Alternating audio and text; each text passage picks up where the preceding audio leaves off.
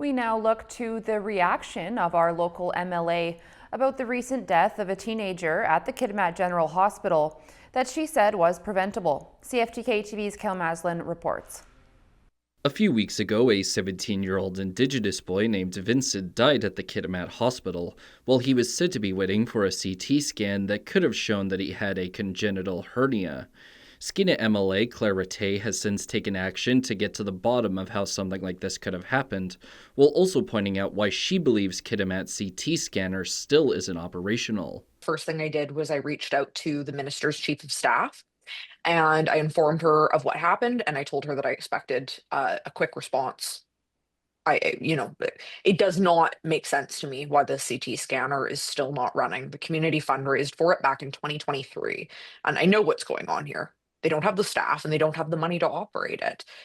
This ministry is probably frustrated that the community fundraised for a piece of equipment that they have no way to staff because they've made such a mess of our province's budget. They don't have the money to operate these things, and they've made such a mess of our healthcare system. Rattay said she still hadn't gotten a response from the health minister on her questions related to this death, which led to her bringing it up in the recent question period. She next mentioned that an incident like this one is not a one-off event in northern BC's healthcare system. This is just one example that is recent and incredibly egregious, but this is not by any means an isolated incident. There are people that have been dismissed that ended up having severe blood clots in their lungs that went undiagnosed. There was a woman recently that has cerebral palsy that she was going in for weeks complaining of problems with her hip.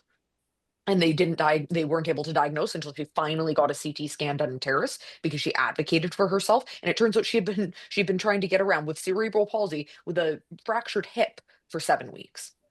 This is just, it's insanity. It's like we live in a third world country. Rattay has also called for an independent review into Vincent's death, and she said that she would be sending an official letter to the minister about that request too. BC Health Minister Josie Osborne provided a statement expressing her condolences to Vincent's family, while also urging any family in a similar situation with concerns to contact the Patient Care Quality Office in order to make sure matters of that nature are looked into. And according to Northern Health, after significant planning, preparation, and renovation work, they expect CT services in Kitimat to become available by the spring of 2026. For CFTK-TV News, I'm Cael Maslin.